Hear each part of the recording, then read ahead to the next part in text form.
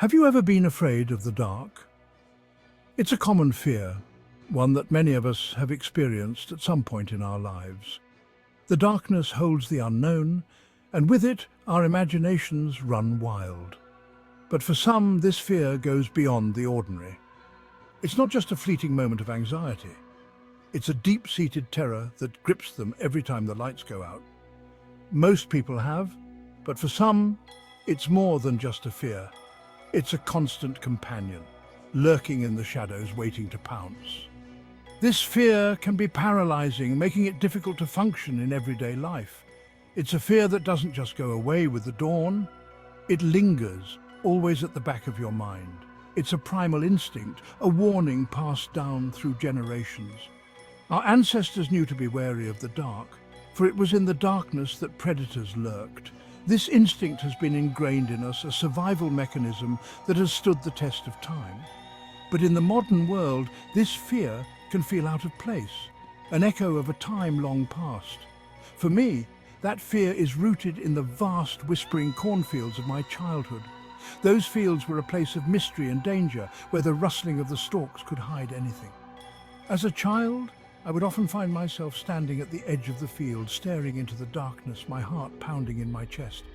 I've seen things, heard things that I can't explain. The whispers of the wind through the corn, the shadows that seem to move on their own, the feeling of being watched. These experiences have stayed with me, haunting my dreams and my waking moments. They are a reminder of the power of fear and how it can shape our perceptions of the world around us. Let me tell you about two nights, two encounters that still haunt me to this day. These were not just moments of fear, but of sheer terror, where the line between reality and nightmare blurred. They are stories that I have rarely shared for fear of being dismissed or ridiculed, but they are as real to me as the ground beneath my feet. These stories aren't for the faint of heart. They are raw, real, and utterly terrifying. They are about the moments when your senses betray you, when you can no longer trust what you see or hear. They are about the fear that grips you, that makes your heart race and your breath come in short, shallow gasps. They're raw, real, and utterly terrifying. They're about the moments when you are alone in the dark, and every sound, every shadow becomes a potential threat. They are about the fear that makes you question your own sanity, that makes you wonder if you are truly alone, or if something is lurking just out of sight. They're about the moments when your senses betray you, when the line between reality and nightmare blurs. These are the moments that stay with you, long after the darkness has lifted. They are the moments that make you question everything you thought you knew about the world and about yourself. They're about the fear that lingers long after you've escaped the darkness. It's a fear that follows you, that haunts your dreams and your waking moments. It's a fear that you can never truly escape, no matter how far you run or how bright the light. It's a familiar fear, one that we all know, but few of us truly understand, and it's a fear that I will carry with me always. I was 8 years old, small for my age, and terrified of everything. Every shadow seemed to hide a monster, every creak in the house a ghost. My imagination was a wild, untamed beast that thrived on fear. My family had just moved to a new town, a place surrounded by endless fields of corn. The town was quaint, with a single main street lined with old shops and a sense of quiet that was both comforting and unsettling. The cornfields stretched out like a green ocean, their tall stalks swaying gently in the breeze, whispering secrets to anyone who would listen. One night, I woke to a blood-curdling scream. It pierced the stillness of the night, a sound so raw and primal that it seemed to come from the depths of a nightmare. The moon hung high in the sky, casting an eerie glow over everything, making the shadows dance and flicker like living creatures. It was coming from outside, somewhere in the vast darkness beyond my window. The cornfields, which had seemed so benign during the day, now looked like a dark, impenetrable forest. I could see nothing but the inky blackness, but I could feel the presence of something out there, something watching. I froze, my heart pounding in my chest. Each beat felt like a drum, loud and insistent, echoing in the silence of my room. My mind raced with possibilities, each more terrifying than the last. Was it a wild animal? A ghost? Or something even worse, something that defied explanation? The scream came again, closer this time, filled with a raw terror that sent chills down my spine. It was a sound that spoke of unimaginable fear, a sound that no human should ever have to make.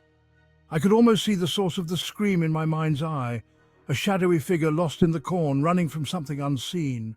I wanted to call out to my parents, but fear choked the words in my throat. My mouth opened, but no sound came out. I was paralyzed, trapped in my own fear, unable to move or speak. The darkness seemed to close in around me, pressing down on me like a weight. I huddled under the covers, my eyes wide with terror, listening as the screams slowly faded into the night. The silence that followed was almost worse, a heavy, oppressive silence that seemed to swallow all sound. I lay there, trembling, until the first light of dawn began to creep through the window, bringing with it a sense of relief.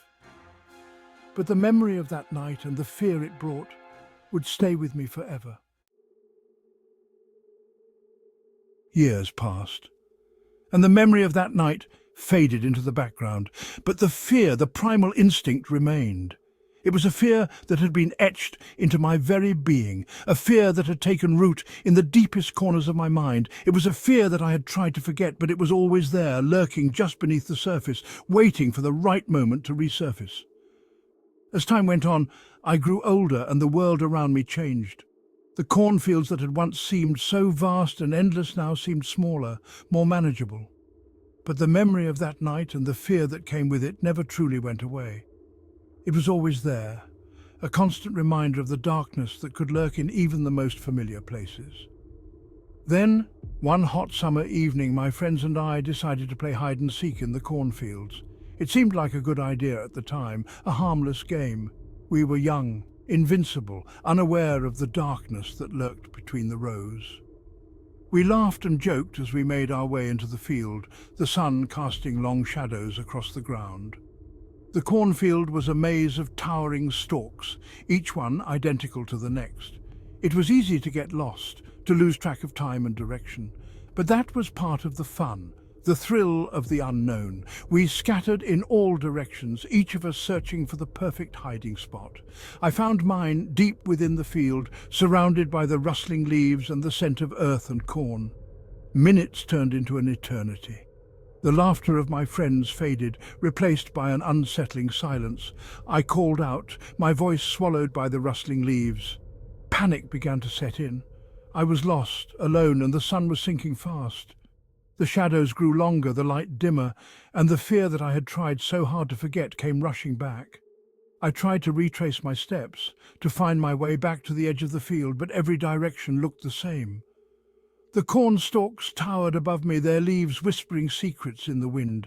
I could feel my heart pounding in my chest, my breath coming in short, ragged gasps.